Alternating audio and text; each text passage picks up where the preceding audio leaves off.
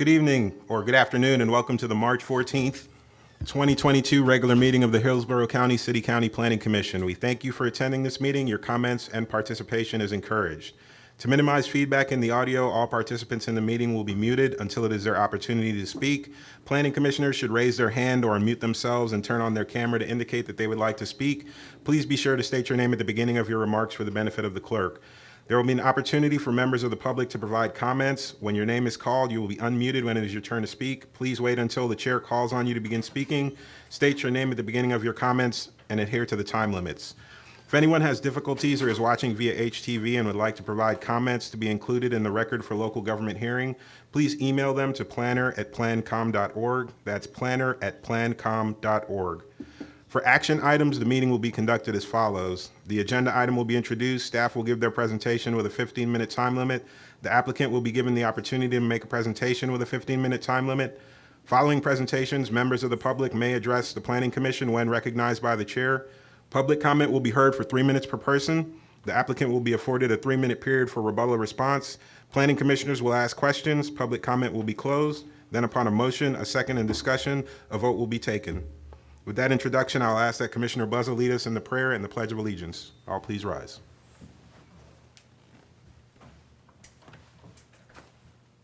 Dear Lord, thank you for being allowed to gather together today. Today we ask for guidance, knowledge, and wisdom as we work our way through this work. We ask for the knowledge to help us make right decisions for all of us right now, brother. We ask the blessing of the Spirit. In your loving name we pray that. Amen. Salute, pledge. I Pledge allegiance to the flag of the United States of America and to the republic for which it stands, one nation, under God, indivisible, with liberty and justice for all. Thank you, Commissioner Buzza. All right. With that introduction, I would like the clerk to go ahead and do roll call, please. Good afternoon. Bernstein? Here. Buzza? Here. Cardenas? Here. Fernandez?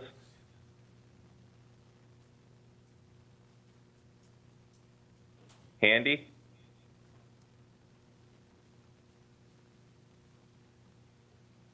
Kress? Here. Lauk?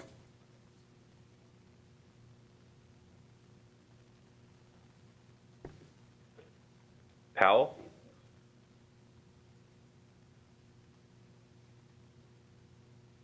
Dickerson?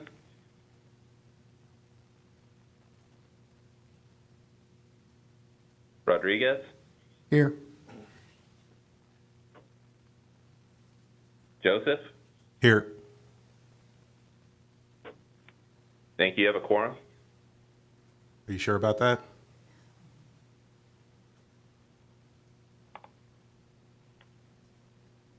Attorney Robin, is 5 not a quorum with 9 members? No, we need a quorum. A quorum is 6 of the board. So we do I not have a apologize. quorum present. Thank you for the clarification. You do not have a quorum, I'm sorry. Thank you. All right, now moving on to our next item. Our next item is usually the approval of minutes for our past meetings, but since we do not have a quorum at this meeting, we will continue that to our next meeting and move on to our next item of business at this time. That would be the presentation of plaques, and we have a plaque for Commissioner Maurino for his service to the Planning Commission, and I'll read it here if you wanted to approach the podium. Bring it up to you. It says, presented to Michael Maurino, City of Tampa appointee 2017 through 2021, in recognition and appreciation for 4 years of exemplary service on the Hillsborough County City County Planning Commission and vision, leadership, and commitment to improving the quality of life in our community. I'd like to say thank you and congratulations to former Commissioner Maurino.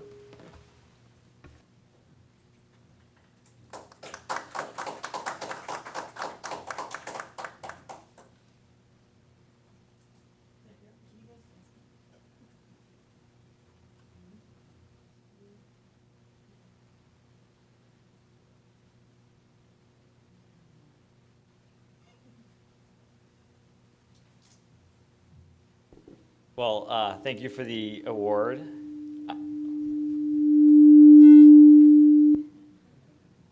I'll just talk loudly.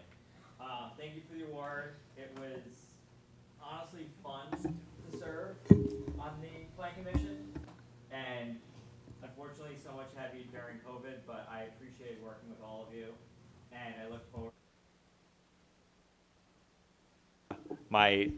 There you go. I look forward to working with all of you in my position with the West Shore Alliance, and I look forward to all the work that you will be doing on this commission. So thank you very much, and thank you for allowing me to serve with you. Thank you. Thank you, Commissioner Maurino. All right, on to our next item of business. We have item number 3, public input. We had 2 individuals sign up for public input at this time.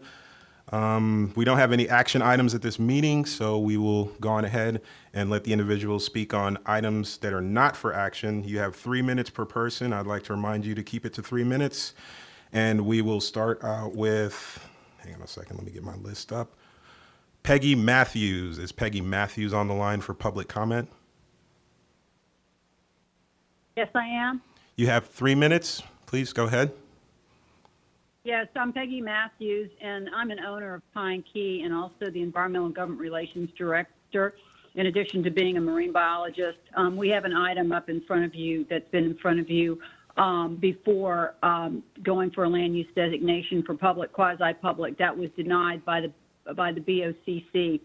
As directed, we are working with your staff to create a new land use designation, which you will hear about today, called Island Recreation.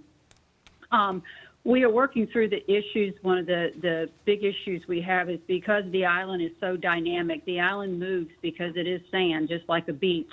Trying to determine exactly how to apply a land use designation geographically is under discussion. Mean high water line is what everybody uses in permitting.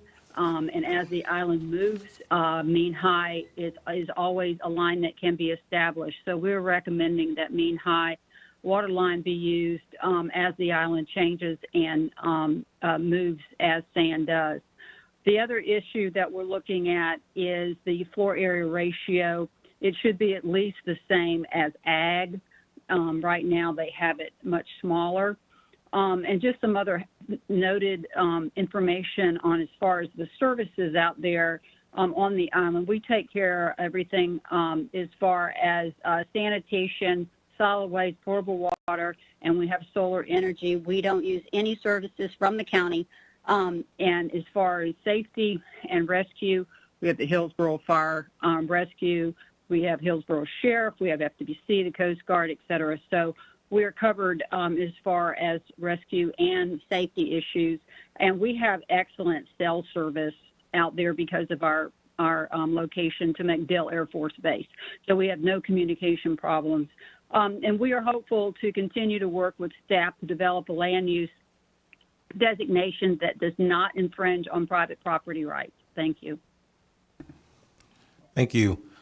I wanted to remind the commissioners and also the commenters again that this item is not for action, but I would like to invite Ms. Peggy Matthews back for when the item does come before us for action next month or the month after.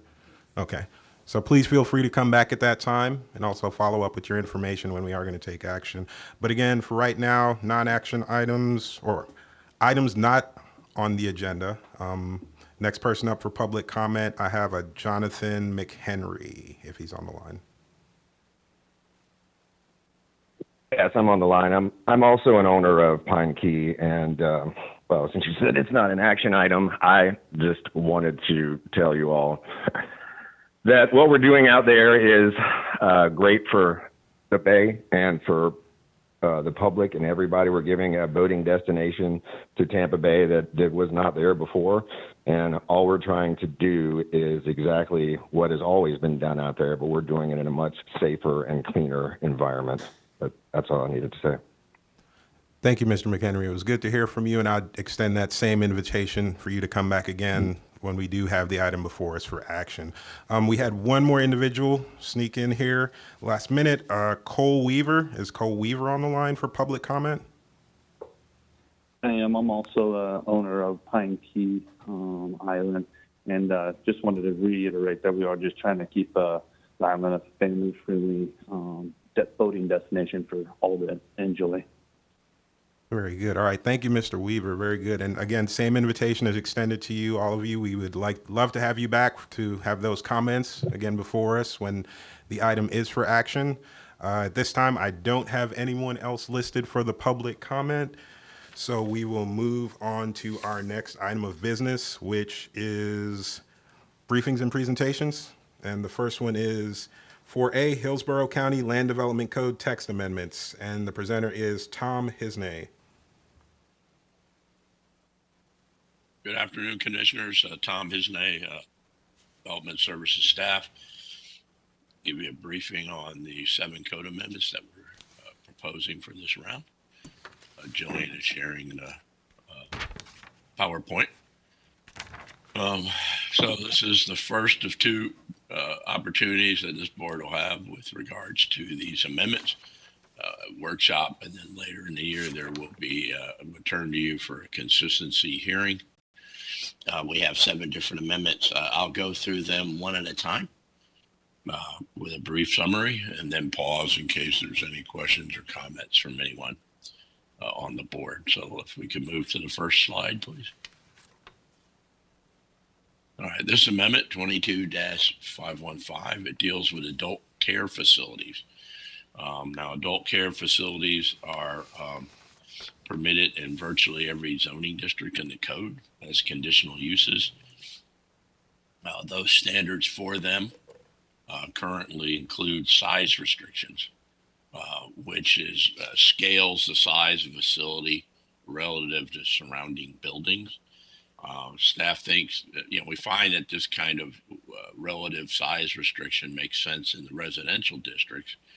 But we really think that it's unnecessary in the commercial districts because in those districts, the size of the adult care facility does not really pose a compatibility issue with neighboring commercial and office uses.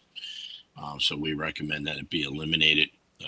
An example of this was some time ago, we had an adult care facility that came in and was going to utilize space in a building in the middle of a large office park, right? And they had to go through the procedure of scaling, finding the size of all the surrounding buildings and things. And we found that really there was no reason for that in cases like that. So we recommend that that be eliminated. We also want to use this amendment to clarify some existing locational criteria for adult care facilities. As I mentioned previously, they are permitted in almost every standard zoning district. However, the rules have always held in place that if you're in a residential district, then you're limited to a maximum of 6 clients. If you have more than 6, if you have between, let's say, you're limited to 10 or less anywhere in a residential district. If you have 11 to 25, you're permitted in a residential district, but you have to be no more than 2 blocks away, 2 blocks distance from the boundary of a non-residential zoning district. And then we're just clarifying that once you get above 25, then you're permitted only in the non-residential districts. And then lastly, and this is a change from the original text that you had received, allow me to note that last week we held a workshop with the Board of County Commissioners. And so there's some changes to a couple of the amendments before you relative to the text that you had previously received that came out of that workshop. And in this one, desire was made known that we should add some requirements dealing with circular driveway drop-offs and also sidewalk requirements leading from certain spaces that are adjacent to facility to the entrance that are similar to those that are required for child care facilities. And so that language has been added to the text. And I believe you were forwarded the new text, and that you would see that's paragraphs E, F, and G of the new language. That concludes my summary on this amendment.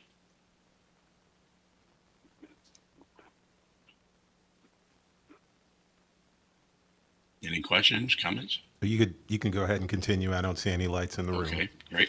All right, next slide, please. All right, yes, this one deals is 22-0516. This deals with representation at appeal hearings. This amendment will apply to both appeals of administrative decisions, which are taken to the land use officer on appeal. It also applies to decisions where the land use hearing officer makes the original decision, and then that gets appealed to a land use appeals board. Examples of the former are things like a zoning interpretation. If that's done administratively, if someone doesn't like the answer, they appeal it to a land use hearing officer. And in the latter case, the land use hearing officer makes original decisions dealing with variances and special uses. If parties are not pleased with that decision, then they appeal it to a land use appeals board. In both cases, the code says that oral argument at the appeals hearing is limited to the administrator, the party appealing the decision, and any interveners, each of whom, quote, may be represented by legal counsel. Now, we find that this is kind of unnecessarily restrictive, particularly because it excludes parties who may have served as designated representatives in the matter that's being appealed. For instance, you have a request for a variance. Often there's the applicant has a representative. That representative may be be a professional, such as an engineer or a planning consultant.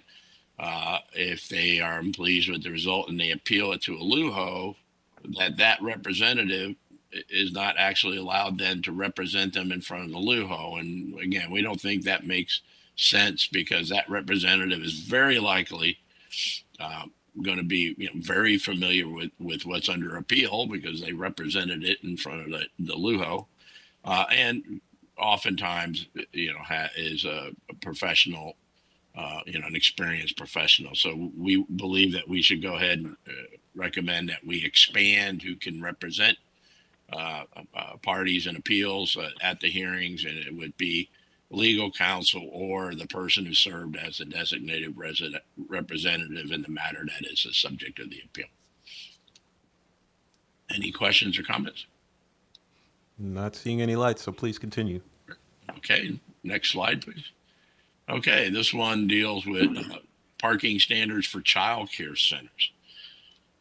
The regulations for the child care centers. Now, we have regulations in the code that say how many parking spaces a child care center is required to have, and it's based on the gross floor area. But we do also have currently a regulation that says required parking shall be located adjacent to the facility and clearly marked by raised directional signage and pavement and wheel stop. And then there's also a requirement that all those spaces be connected to the entrance of the facility by a sidewalk with a certain width. We had originally thought that the route we would go on this is to create some, the code says that required patron parking, but the regulations, again, although they deal with overall parking requirements, don't specify how much of that required parking has to be, the required patron parking. It doesn't divvy it up like that. So original thought here was, let's go ahead and create some standards as to identify how much of the required parking is required patron parking. During the course of the workshop last week, it was discussed that maybe a better route to take would be to not try to divvy up the spaces. It was expressed that most often uses like child care centers or your doctor office or any similar uses like that, or even just retail stores, that these establishments tell their employees to park, on the edge of the parking lot. Don't park right next to the building, because that's where we want our customers to park. And it was felt that that reality is really enough to take care of the situation that we're hoping to address. So we're retaining the requirements that parking spaces that are adjacent to the facility still have to front on a sidewalk of a certain width, et cetera. But we're striking any reference to required patron parking or not, on the idea that that's really self-regulating by these businesses. And we don't need to get into the weeds on that. And that's that amendment. We got some questions in the room. Go ahead, Commissioner Kress.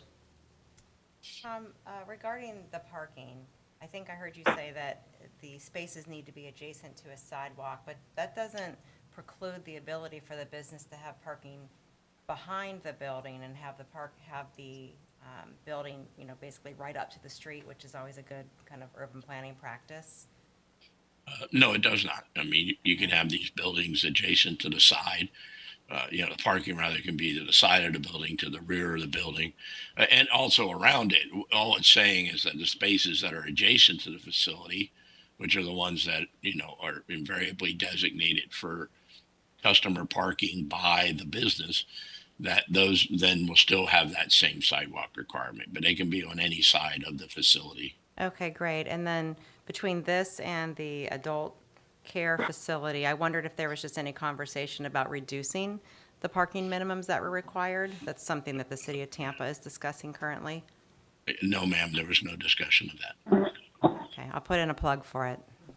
Okay. All right, I will make a note. Thank you, Commissioner Kress. Commissioner Cardenas. Yeah, I guess the question is, from personal experience, there's several businesses throughout South Tampa that have popped up, kind of at the edge of communities. And instead of them having their employees park on the property, they're having them park along the edges of the blocks of where the communities are at. So, you have a street that goes into a community, you've got houses that are on corners, and they've got all their employees parking along the sides of these structures. If anything, it seems like there should be a requirement that they do provide that parking, and if we leave it to them, to their discretion, well, then we're assuming that they're going to handle it the right way. Yeah. Well, let me note that the overall parking requirements that we have in the code for this use and it's based on gross floor area, but it also that standard is intended to be to provide on-site parking for both staff and customers. And so our parking requirements are the required number of spaces should be enough to handle staff and customers. It's certainly intended to be that.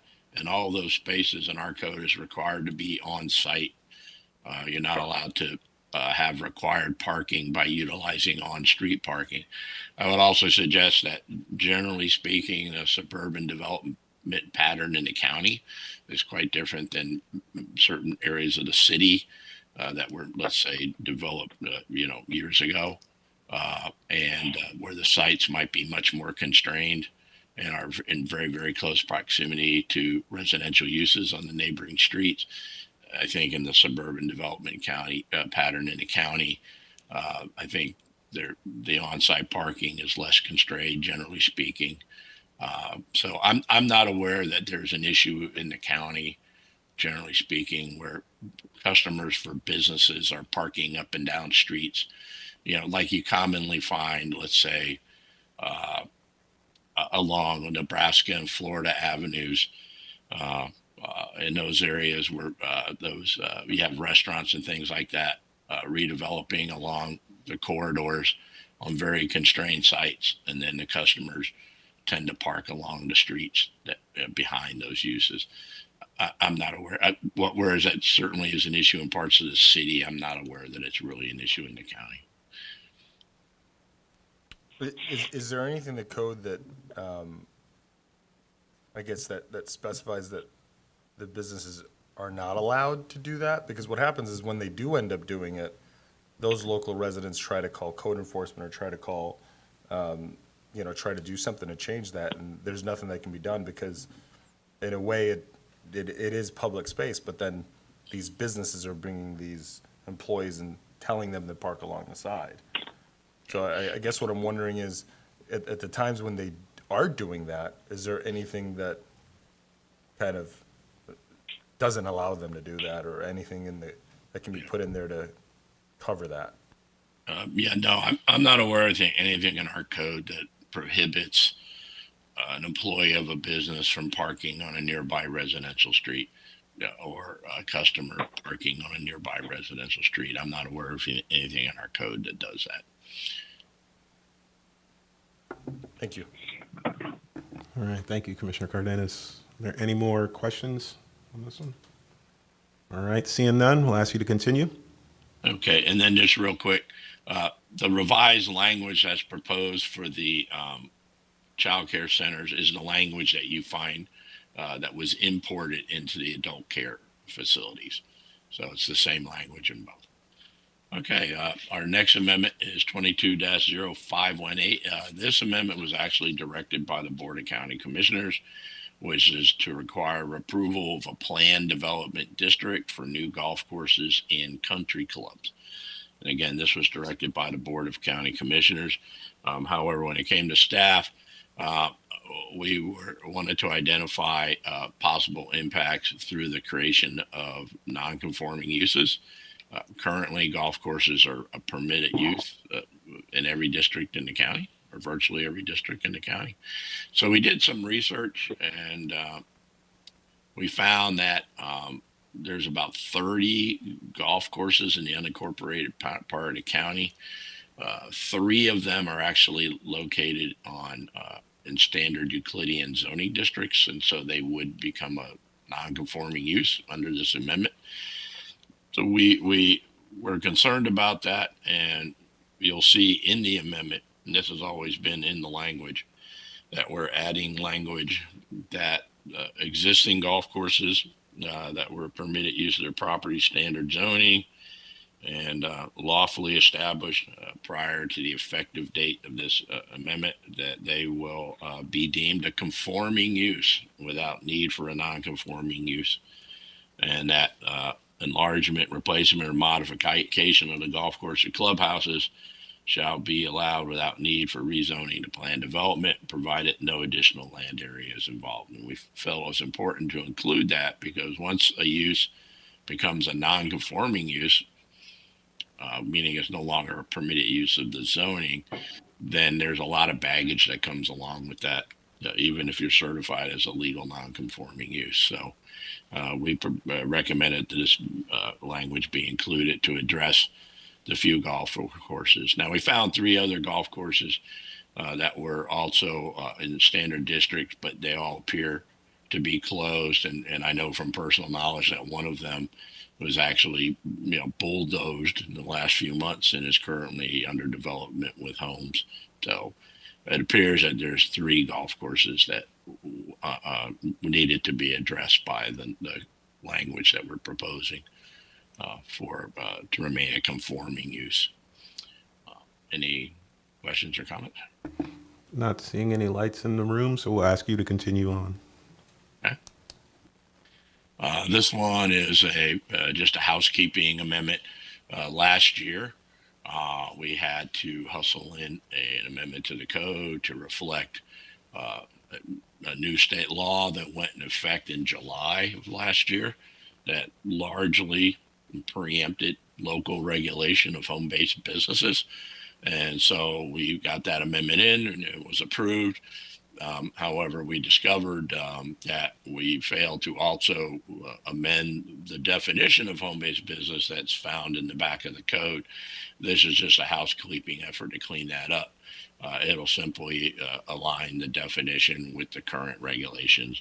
The previous definitions and the regulations made a distinction between residential and agricultural home-based businesses, which was really just their zoning designation. The new regulations don't include that because that wasn't provided for, by state law. So this amendment will just simply strike those obsolete references. Again, strictly a housekeeping effort here. Okay. Any questions, comments? Not seeing any. Please continue. Yes, sir. All right, this next site regulation, amendment is going to deal with parking requirements for kennels. Our code years ago included a parking requirement for kennels, but then it fell out of the land development code, and it's come to our attention that we really need to put one back in. So we're proposing that the parking requirements be two spaces for every 1,000 square feet of gross floor area. We've done survey of surrounding jurisdictions. They range from about 1.5 spaces on up to maybe 4 or 5. We think that 2 spaces per 1,000 square feet is certainly going to be adequate to serve the purpose, and is a little bit on the lower end of what we found in surrounding jurisdictions. Any comments, questions? Not seeing any at this time, so we'll ask you to continue. All right. And then our last, I don't know if it's our last one. Our next amendment, 22-521. This deals with our farm worker housing regulations. So we recently had some discussions with agricultural economic development, also with our agricultural extension agent. And, the regulations generally work pretty well, but there's a couple areas that they thought maybe we can make some changes. One of them deals with setbacks. Currently, all elements other than retention ponds for farm worker housing project has to be set back 50 feet from all boundaries of the project boundaries. And that applies in all cases. It was felt that we should maybe make allowances that driveways, internal driveways serving the project could be located in those required setback, provided that area, that required setback area is adjacent to a public roadway or to property that is under common ownership with a farm worker housing site. Quite frequently, a farm worker housing project is located on a farm, and the area of the farm is quite large. The farm worker housing project is just a defined area within the larger farm, and it was felt that where the project boundaries are adjacent to the property, the farm, which is it's serving, that it made sense then to allow the internal driveways to be in those required setback areas. So that's one change. The other change is that currently farm worker housing projects that at least go through a conditional use, some are reviewed as conditional uses, others require special use approval. The conditional use permits have always been issued on a 2-year term, and then they could be renewed simply by the submittal of an affidavit from the housing provider stating that it's still utilized only by farm worker housing. And that affidavit, it's accepted at face value. And it was suggested that maybe we change that because there's been instances, I guess, that when a housing provider or property owner is seeking financing on these, that the financial institution would say, hey, this is only a 2-year permit. I mean, this is not, you're looking for a long-term loan. So this has kind of been, a little bit problematic. So what we felt a good way to address that is to eliminate the need, the 2-year term, and the need to submit an affidavit every 2 years.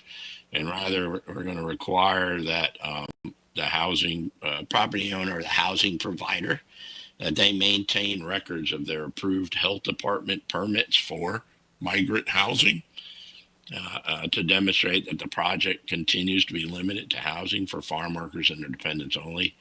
And the records, they're required to keep the records for a minimum of 3 years and required to present these records for inspection by Hillsborough County upon request. The Florida, these camps contacted information provided by our extension agent says that under Florida Department of Health rules, the migrant labor camps, which is what these are called, are inspected at least twice quarterly during periods of occupancy and that these inspections include interior inspections of the living quarters. And then if the housing is utilized by what are called H2A workers, then they're actually inspected by the U.S. Department of Labor. So by doing it this way, it's going to alleviate the need for someone to submit an affidavit every 2 years. However, they're required, and I'm sure they all do this anyway, to maintain records of their required inspections, health department inspections. So it still achieves the goal of providing us a mechanism, and probably a better mechanism, frankly, than the old affidavits, that these projects are being used by farm workers and are not just becoming general housing. Any questions or comments? Yes, Commissioner Buzza. Couple quick questions on this one. I deal with these a fair bit. I do appreciate you working on the conditional use permit that has been an issue with financing for USDA and for commercial banks. I do have a question about the occupancy, and that was going to be in section E. Section E, paragraph 3, and the wording is maybe a little obscure. Maybe you can clarify it for me. And it's for if for any reason the housing no longer serves farm workers, their dependents only, within 90 days, the excess units would have to be removed from the property. So a lot of these, especially the H2A products, are dormitory type products. So if they were no longer classified as H2A migrant facilities, they would clearly all be above capacity, just because that's dormitory products usually. And it's so the question is the approval is not renewed. What motivated that change? And can you kind of walk me through that line through there on section E3? Right. So E3, most of that language is existing language in the code. The only change is the strikeout is if the approval is not renewed, because we're doing away with the renewal. And then the underlying language is the housing no longer serves farm workers or their dependents only. So that's where the change is. It's not a change to the heart of that paragraph, which the heart of the paragraph, that's restrictions always been in place, that if these things end up not being utilized for farm worker housing, because of what you've mentioned, the density allowed for farm worker housing in many cases is far above the density that's permitted otherwise. Right. Then that language, and again, which anything that's not struck out or underlined has been in the code and been in the code for years and years. So to clarify, that the conditional use permit was not a protection for the property being unused for migrant housing? No, sir. Okay. That's what I wanted to get to. Thank you. Okay. Thank you, Commissioner Buzza. Not seeing any more lights in the room at this time. And that was the final amendment. All righty. Thank you for the presentation, and we will move on. Thank you, sir. All right, we'll move on to our next item. Briefing 4B, HCCPA 21-15, Future Land Use Map Amendment, and HCCPA 22-07, Comprehensive Plan Text Amendment. And the presenter is Yanika Mills.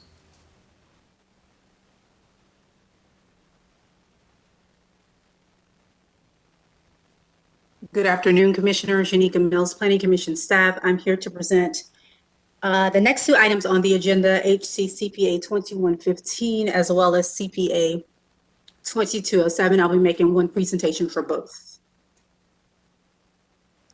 The site is located within the southwestern portion of Hillsborough County.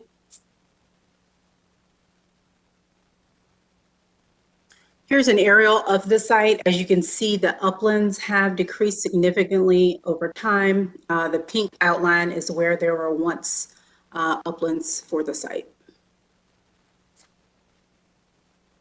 To give you some background, CPA 2115 is privately initiated.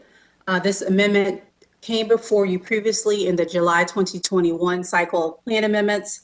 It's small in scale, approximately a 9-acre island located within Tampa Bay, just west of the Apollo Beach community area. This site is within the coastal high hazard area and is currently without a future land use designation.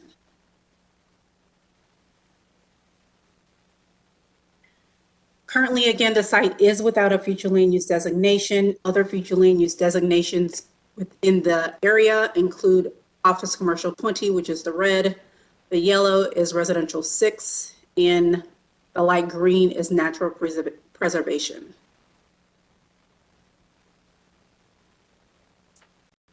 Currently, as it stands, the original request of the applicant was to change the site to be designated as public quasi-public.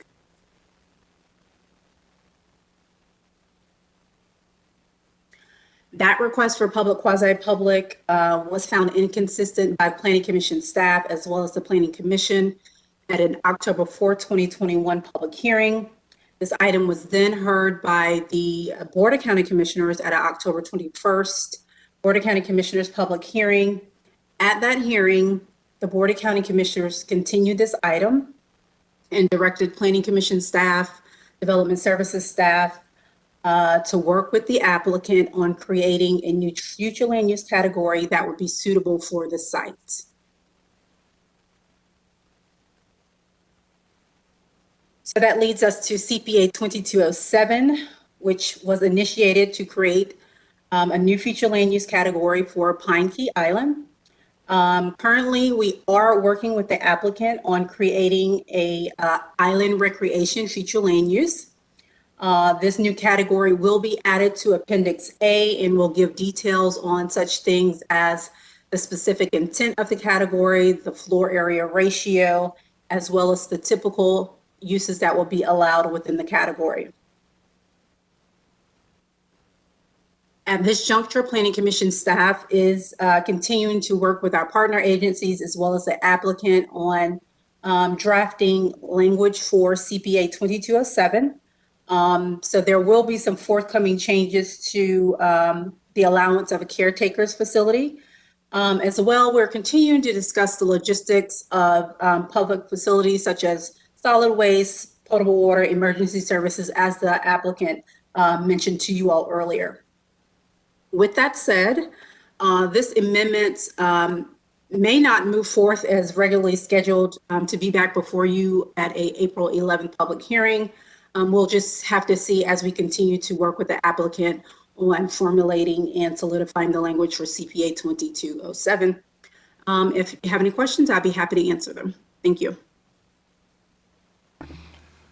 I see no questions in the room, but I had a quick one for you, Unica. Have you rediscussed any of this in any meetings or briefings or anything like that with the BOCC since it's been sent back for the relook?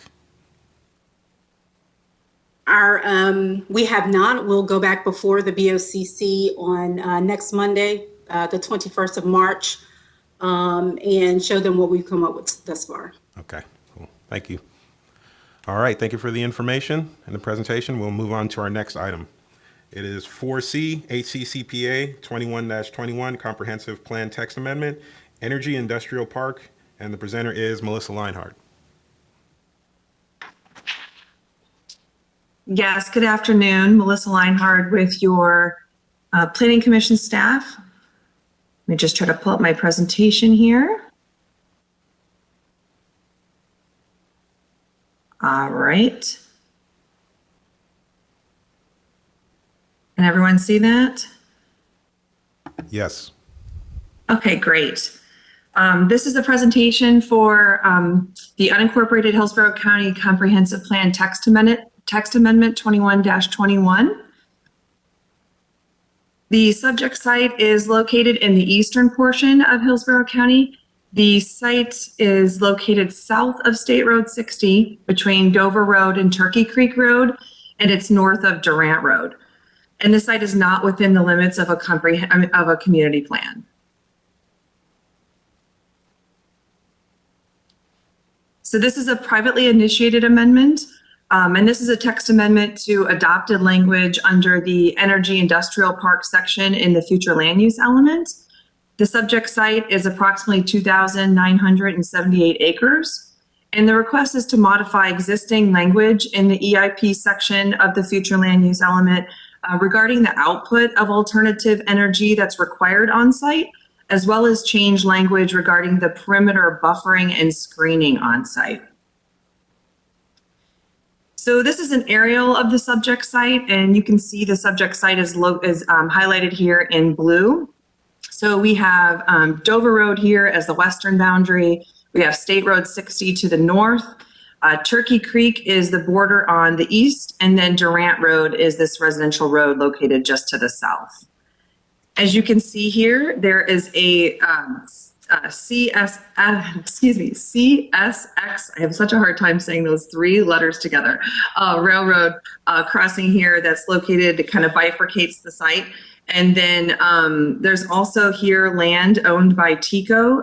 This is not part of the EIP area, but you can see this here, how there's sort of a separation between the west and the east.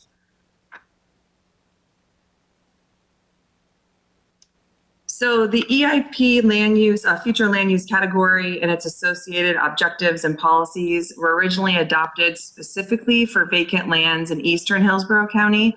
And that was done in 2010 as part of a privately initiated text amendment that created the FLU category and then its associated policies. At the time of the text amendment, there was also a map amendment to the site to change the future land use category. And in 2010, the original designations for the property were AR, or agricultural rural 1 to 5, and then residential 1. So that was changed in 2010. So there was a text amendment and a map amendment at that time. And the policies were written at the time based on the topography of the site and also the energy producing technology that was available at the time. In 2010, there was also a very large public outreach effort for this privately initiated text and map amendment. So there's two major revisions that are proposed. The first one, so this language here is the adopted language currently in the future land use element, and the applicant is proposing to delete preservation of those two words and then add a phrase or similar visual features on the project perimeter with the intent to screen the project. They're proposing to add that language. And the applicant is proposing this change in order to provide some flexibility for future development on the site. But they're also still attempting to maintain the integrity of the original requirement. And this requirement was put in place originally in 2010 to address compatibility concerns of any future development on the site that would affect the existing residential neighborhoods to the west and to the south. And the applicant is asserting that the perimeter berms are man-made and they were created decades ago, so that they may not have the same structural integrity that they once had. The applicant is currently employing some geotechnical experts to review the existing berm condition, but that report is not available as of yet. So that brings us to the second revision that's being proposed. Currently, the adopted language reads that there needs to be 2 renewable energy producing facilities on site. And the proposed modification would allow for 2 options. So either one, that they would keep the existing requirement that there be 2 renewable energy producing facilities with the output that is stated in the land development code, and that that is part of the rezoning, or that 2, there be 1 renewable energy producing facility. So that would give them some flexibility, but it would have the same output or the same production as the 2 that are required today. And some examples of renewable energy would include biomass to energy, wind, solar, aquaculture, and municipal solid waste to energy. Because this field is ever changing, other alternative renewable energy technologies would also be permitted as they're deemed feasible and also become available. The next steps for this privately initiated text amendment would be a workshop at the Board of County Commissioners on March 21st. There's a public hearing with you all, Planning Commission, scheduled for April 11th. The transmittal hearing for the Board of County Commissioners is scheduled for April 21st. And then the adoption hearing at the board is scheduled for June 16th. And that concludes my presentation, and I'm here for any questions that you may have. Thank you. I'm not seeing any lights in the room at this time, so we'll thank you for the information, and we will move on to our next item of business. 4D HCCPA 22-02 Comprehensive Plan Text Amendment Intergovernmental Coordination Section Update, and the presenter is Mark P. Hudson.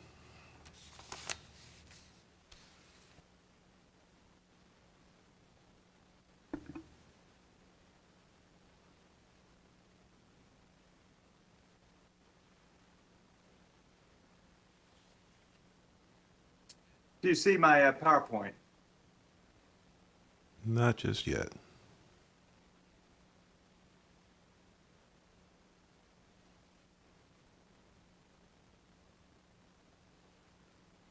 There we go. I guess it's just a little bit slow. Mark Hudson, Planning Commission staff. I'm here to present to you and give you a briefing on HCCPA 22-02. And as you already noted, this is our update of the Intergovernmental Coordination section for the Unincorporated Hillsborough County Comprehensive Plan. A little bit of background. This is a publicly initiated plan amendment. It was last done in 2008. So as you can imagine, there is quite a few things to update, particularly names and dates and citations and things of that nature. We've included it in your packet in a strike through underline format. So the strike through language is language we propose to delete. Underline is new language. I will say when we bring this back for your consideration in April, we'll also have 2 crosswalks, one based on adopted elements, the other based on proposed policies, and allow you to compare the policies side by side and how they have changed.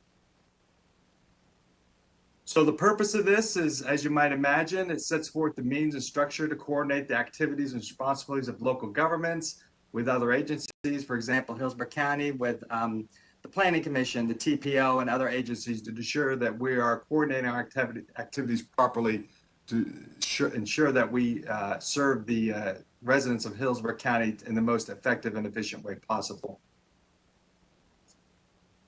We begun this effort by looking at updating and streamlining the introductory text, the inventory analysis, the future needs and alternatives. This is generally classified as background information and does not, we do not intend for this to ultimately be adopted by the Board of County Commissioners, but it gives a general structure and context to the goals, objectives, and policies that follow. We did create several new policies and revised others that relate to how we coordinate the evaluation of future evaluation and implementation of the goals that are contained within that comprehensive plan. We've also modified policies of how we go about reviewing the development impacts, as, for example, plan amendments, and also how we coordinate those reviews with other jurisdictions if they cross jurisdictional boundaries, such as Tampa, Plant City, or Temple Terrace. We also made some edits to the policies related to how we coordinate environmental infrastructure planning in Hillsborough County. We also made some minor edits to the planning and programming of public education facilities, but probably more importantly, what we did here is we put it into a more appropriate and prominent section in that document. It was an area that was added on subsequent to the original development of the ICE and was not really properly located within that text. We also updated policies associated with how we coordinate activities between Hillsborough County and the TPO and the Planning Commission. We also removed references to the Council of Governments. This is primarily because of their infrequent meeting schedule, and we felt that their role could more easily be fulfilled by other groups. It doesn't preclude the Council of Governments of still forming and discussing issues, but it would not make that requirement necessary for the functions that is currently noted in the ICE. We also redefined some policies related to how social services are provided in the jurisdiction. In particular, we removed the term economically disadvantaged groups and replaced that with the broader term underserved communities to more appropriately identify those areas within our community that needs these additional social services. Also, there's some discussion about eliminating the element dealing with economic disadvantaged groups. However, we don't want to necessarily lose all the concepts that that element contained. And we have moved several of the original policies from that element into the intergovernmental coordination element in this section. We had some minor modifications to public services and conflict resolution process, but again, very minor. And probably the most substantive change that we made, and probably the one that you should concentrate in your review over the next month, is we created a new objective and related supporting policies that deal with promoting sustainable and resilient communities. A lot of this language was based on some initial draft elements produced by the Department of Economic Opportunity, and also some work that has been done by the Tampa Bay Regional Planning Council. And we're able to tailor those to meet the needs of Hillsborough County. And that's a new section that we're proposing to be included in this element. A little bit of a timeline, and this may be repetitive from the previous presentation, but we have a workshop on this issue to discuss with the BOCC on March 21st. I plan on returning to you to discuss this in more detail on April 11th. And we have a transmittal hearing scheduled with the Board of County Commissioners on April 21st.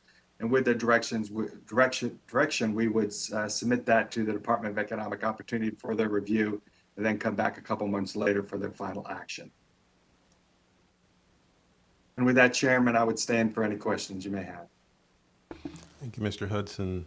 Are there any questions from the commissioners? Not seeing any lights in the room. We'll thank you for the information, sir, and move on to our next. I look forward to being back next month. Thank you. All right. 4E, HCCPA 22-03, Comprehensive Plan Map Amendment, West Hillsborough Avenue and Racetrack Road, and the presenter is Jillian Massey. Hi, good afternoon. Can everyone hear me? Yes. Okay, great. I'm just going to share my screen.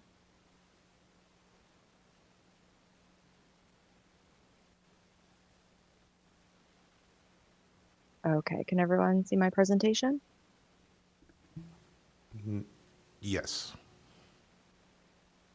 Okay, great. Hi again, this is Jillian Massey with Planning Commission staff, and I will be presenting a summary on HCCPA 22-03, West Hillsborough Avenue and Racetrack Road.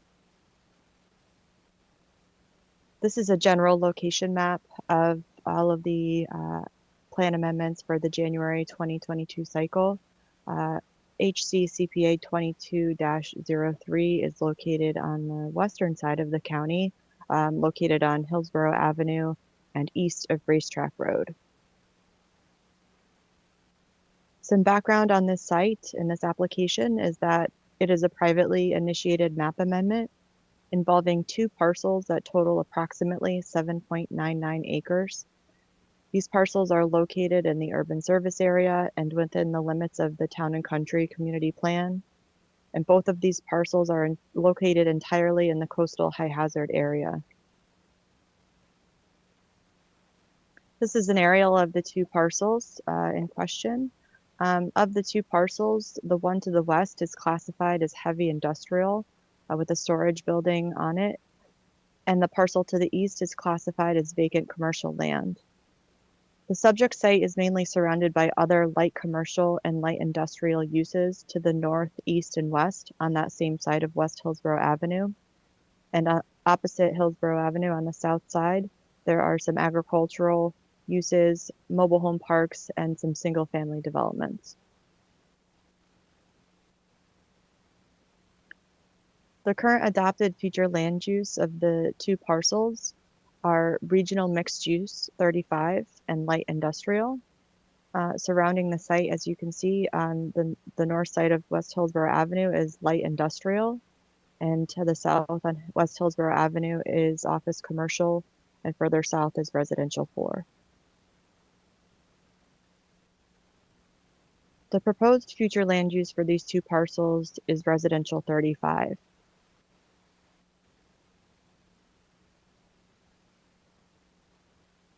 The proposed amendment of changing the two parcels from regional mixed use 35 and light industrial to both as residential 35 would allow for an increase overall in residential density and a decrease in commercial intensity.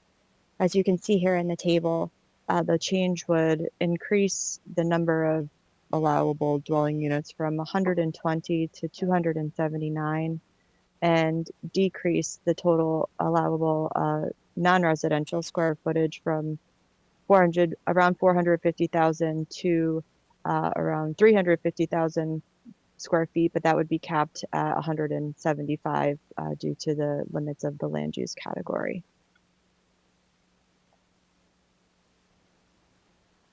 And that was a summary of 22-03, and I'm here for any questions. Thank you. I'm not seeing any lights on or hands raised, so we'll thank you for the information and the presentation. And we will move on to our next item. 4F, HCCPA 22-04, Comprehensive Plan Map Amendment, Causeway Boulevard and South 90th Street, and the presenter is Andrea Papandrew.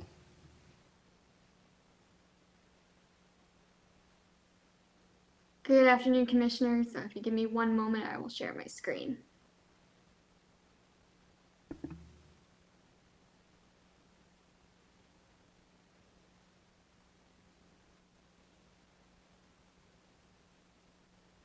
Again, Andrea Papandrew, Planning Commission staff.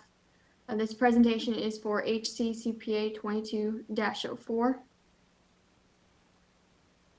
This is a privately initiated small-scale map amendment. It is off Causeway Boulevard and South 90th Street. Site is approximately 5.26 acres, and the request is going from a community mixed-use 12 to the residential 20 future land use category. The site is located in the center of the county, in the Tampa Urban Service Area and the Greater Palm River Community Plan. The site is currently south of Causeway Boulevard, east of South 90th Street, and west of US Highway 301. The site is currently vacant. To the west is Causeway Park, single-family residential and some vacant properties. To the immediate east is vacant commercial land. Further east and south are multifamily properties. And then to the north across Causeway Boulevard are single-family residential, commercial, vacant, public utility, and light industrial land uses. The current future land use for the site is community mixed use 12. Surrounding the site on the east, west, and south is also the community mixed use 12 designation. Other land uses surrounding the site include urban mixed use 20, residential 20, and residential 9. The proposal before you today is to go to the residential 20 future land use category. So with the current community mixed use 12 designation, the site can get up to 63 units and a 0.50 FAR, or approximately 114,562 square feet.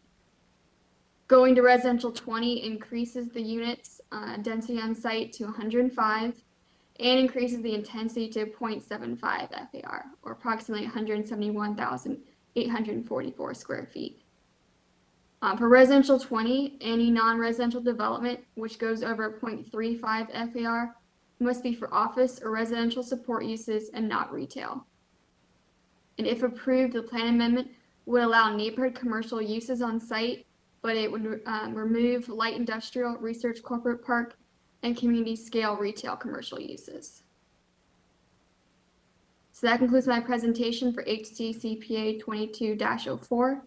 I'm available for any questions. All right, thank you. I don't see any lights on or hands being raised in the room, so no questions. We'll thank you for the information and move on to our next item.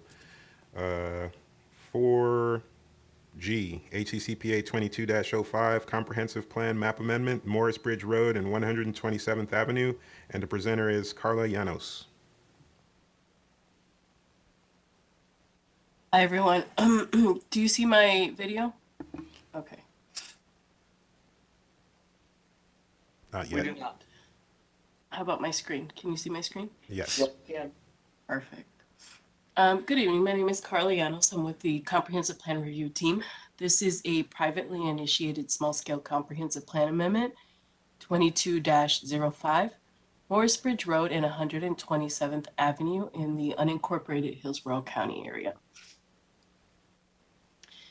The project is 39.30 acres in the Tampa service area, and it's also in the Thono-Tosassa community plan.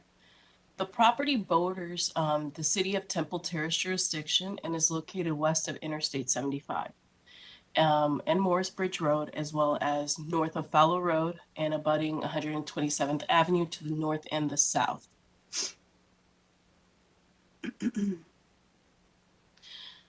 The enlarged existing and proposed future land use maps are located in your packets for your review. This property has an adopted future land use of community mixed use 12, and it's proposing to go to natural preservation and residential 20 future land use. The residential 20 allows residential, neighborhood commercial, office uses, multi-purpose projects, and mixed use developments. Community mixed use 12 and residential 20 will both allow for the same type of uses. The natural preservation, however, allows for open space or passive nature parks. Now, the area is composed of a variety of different future land use designations. For example, immediately to the west is the community mixed use 12. To the east is the suburban mixed use 6. And the property abuts the city of Temple Terrace to the north and the south. And within that jurisdiction, you will find the urban mixed use 20, which is located to the north, and the residential 9, which is located to the south. Now, the subject site is 39.30 acres, as mentioned, and about 25.85 acres of it is wetlands, and approximately 13.46 acres is uplands. Now, we have policy 13.3, which is the environmental sensitive land credit, which sets a calculation credit in an effort to kind of help preserve environmental lands. And what it typically translates to is that, you know, it conditions a property to allow for a 25% credits for the wetlands preserved on site. So if you apply that, because the property does have a lot of wetlands, that would equal close to, under the existing future land use of community mixed use 12, it would come out to about 201 dwelling units, or 360,000 square feet of non-residential approximately. Now, if you do apply that also to the new proposed future land use of residential 20 and natural preservation, taking into consideration that natural preservation produces 0 density and intensity, okay? So we're just calculating off of the residential portion. That would produce roughly 316 dwelling units and 537,000 square feet of non-residential uses. Okay, now the main difference between the two is the existing and the proposed is an increase of 115 dwelling units or an increase of 171,000 square feet of non-residential. This plan amendment will go to the BOCC briefing on March 21st, 2022. In the meantime, I will continue my review and provide a staff report before the public hearing. And the public hearing is planned to go before you guys again on April 11th, 2022, and to the Board of County Commissioners on April 22nd, 2022. If you have any questions, I'll be glad to answer them. All right, just taking a peek around the room, seeing no lights, no hands raised. So we'll thank you for the information, Ms. Llanos, and move on to our next item of business. We have item 4F, briefing, HCCPA 22-06, comprehensive plan map amendment, Williams Road and East Sly Avenue, and the presenter, again, Ms. Carly Llanos.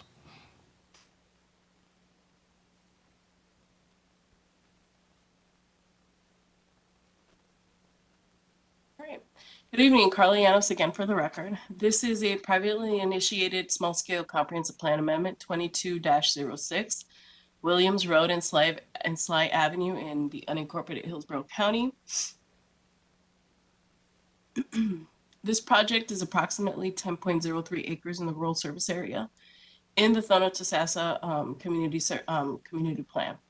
Property is located at 7100 Williams Road in Suffner, which is east of Interstate 75 and Williams Road, north of Interstate 4, and south of Sly Avenue East. Again, the enlarged, proposed, and existing future land use maps are in your packets, so you'll be able to review them thoroughly. Now, the property has an adopted future land use of residential 1, which allows for farms, ranches, residential uses, rural scale neighborhood commercial uses, office, and multipurpose projects. Now, commercial, office, and multipurpose projects are subject to locational criteria and for specific land use projects only. The proposed future land use is light industrial plan, which allows light industrial uses such as processing, manufacturing, recycling, storage of materials, and predominant uses including support offices, warehousing, and rural scale retail uses pursuant to locational criteria. Okay. The subject property is surrounded by a sea of residential 1 future land use, and residential 4 can be found to the northwest of the property.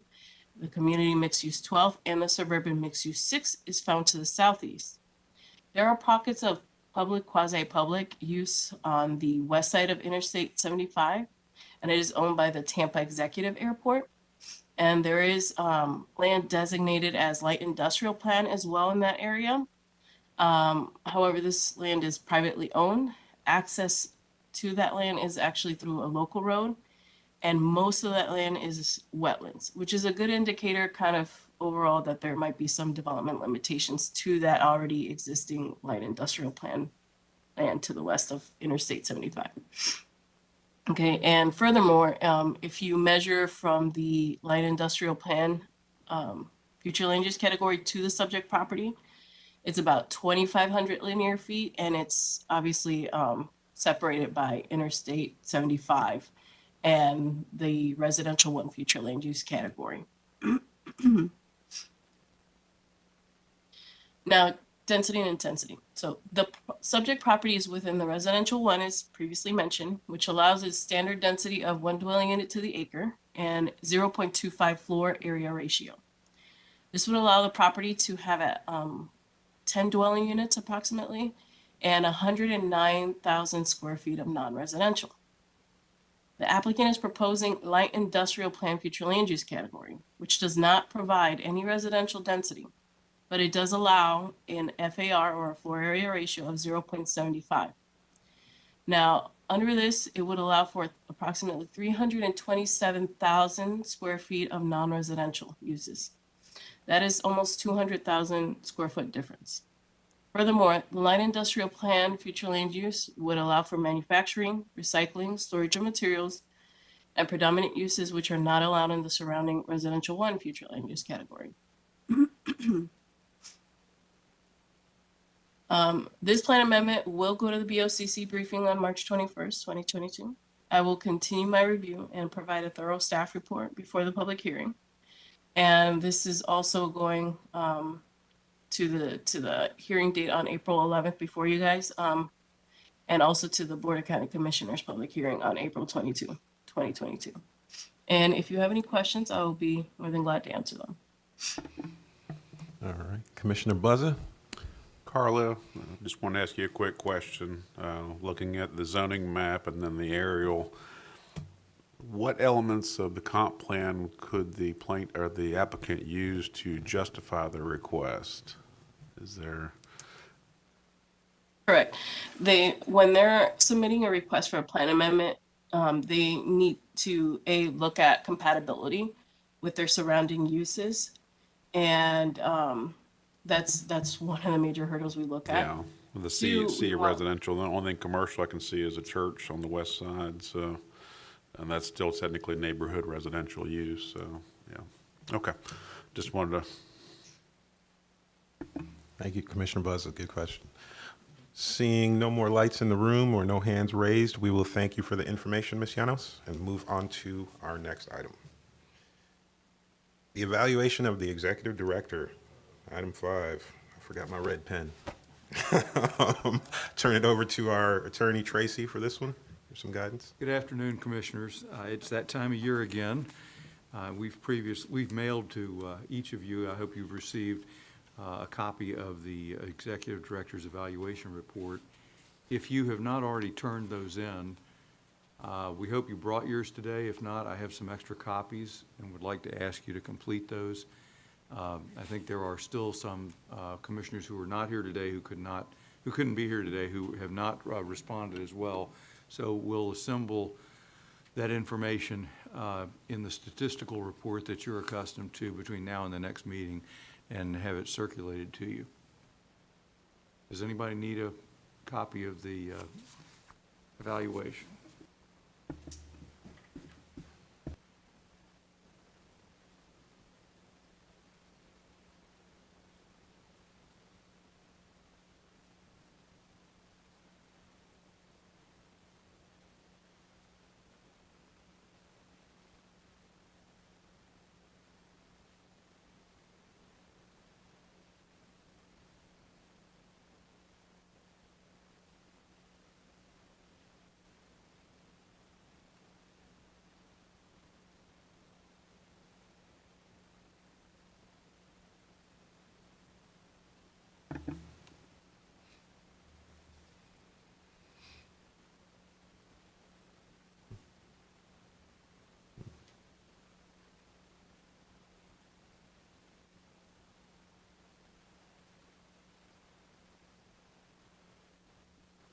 You got them all?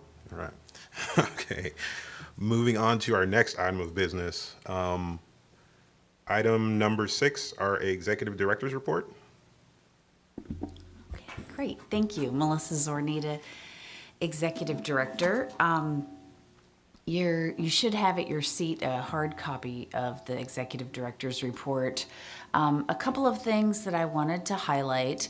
The week of our last meeting, Mr. Jay Collins and I participated in the administrative hearings on the RP2 land use category, and the outcome of which we are still awaiting the administrative law judge concluding their review of the proceedings and making a finding. That should, they indicated it could take up to 60 days. So we're awaiting that. The other concurrent project with that, the Waimama community plan update and revisions to the Waimama Village 2 land use category were put into effect. And the community out there actually had a really lovely event celebrating that. They had a press conference and included myself and our team in that event. It was really nice to see them kind of be celebrating the plan and before it moved into implementation. And they're gung-ho, as you can probably expect from all their feedback throughout that process. We've had the opportunity to participate in some kickoffs of some projects with the TPO.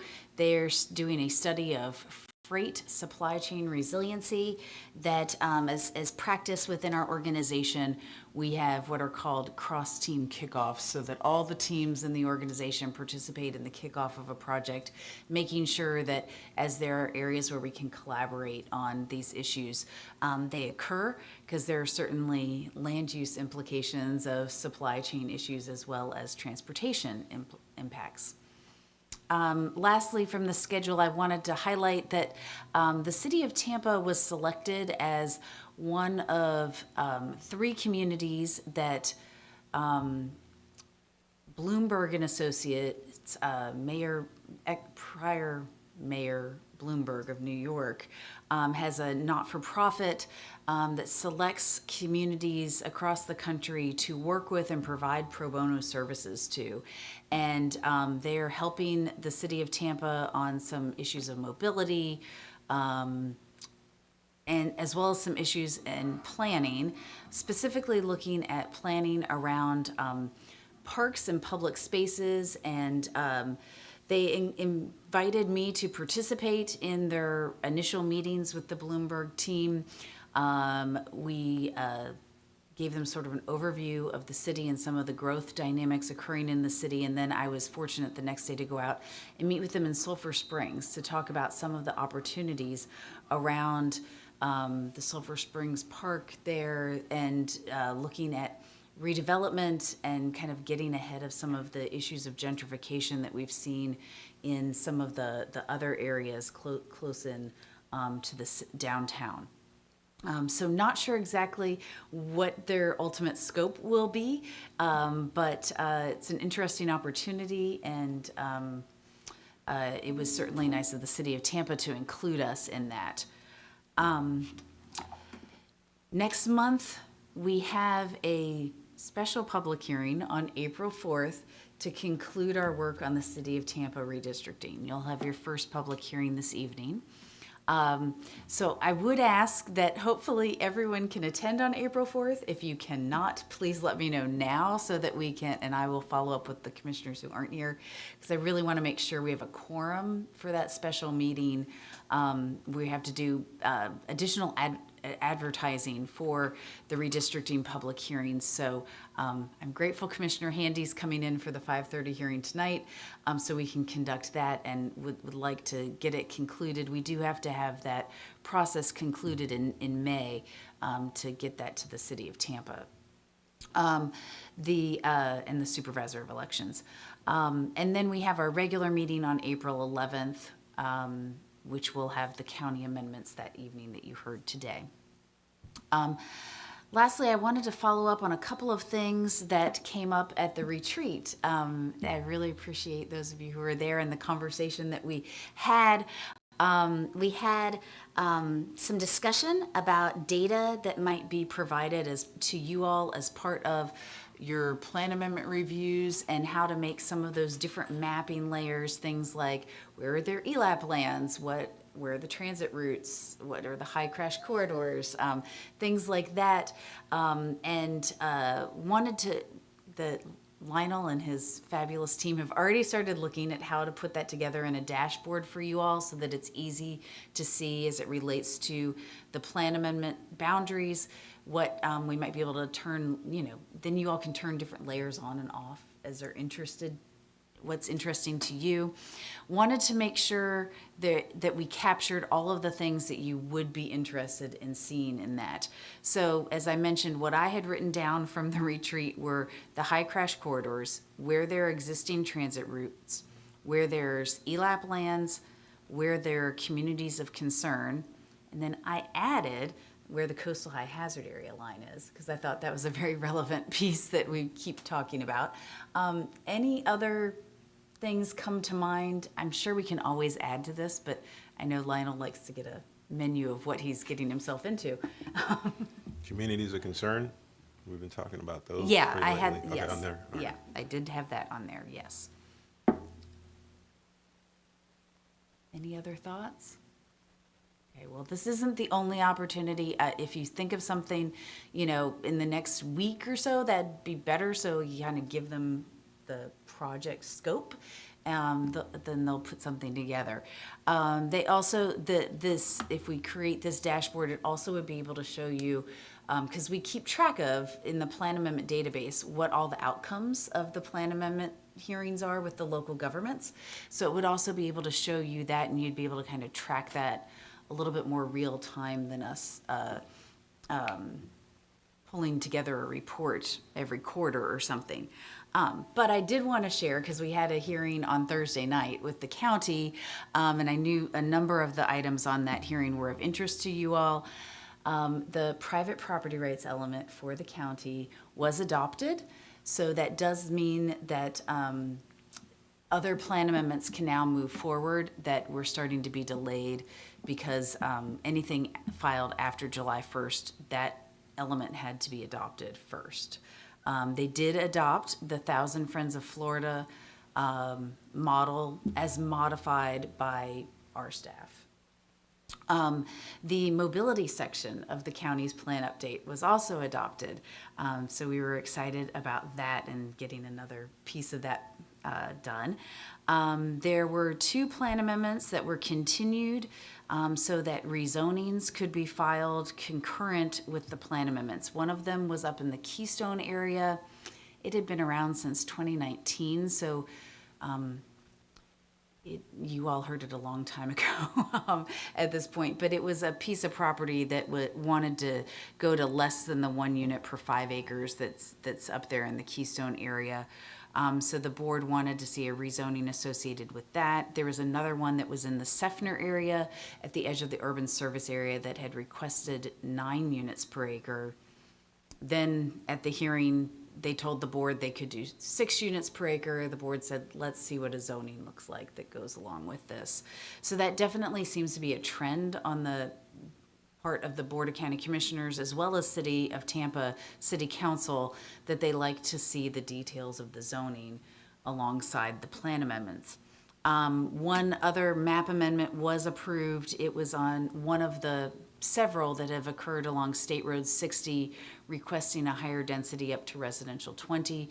That did have a concurrent rezoning filed along with it, so the board approved that. So that concludes what I had on my report for today. Be happy to answer any of your questions. Thank you. Thank you for the information. All right, moving on to our next item, number 7, business, other business, chair's business. I have none. Old business. Anyone have any old business? No. Any new business? Going once? No. All right, committee reports. None. All right, that was quick. Business is done. And with that, we come to the final item. Oh. You cool? Okay. All right. And since that's the end of our list of business and items and things we're covering today, I will go ahead and adjourn this meeting at 3:43 p.m. We'll see everybody on the other side, 5:30 for the hearings. Meeting adjourned.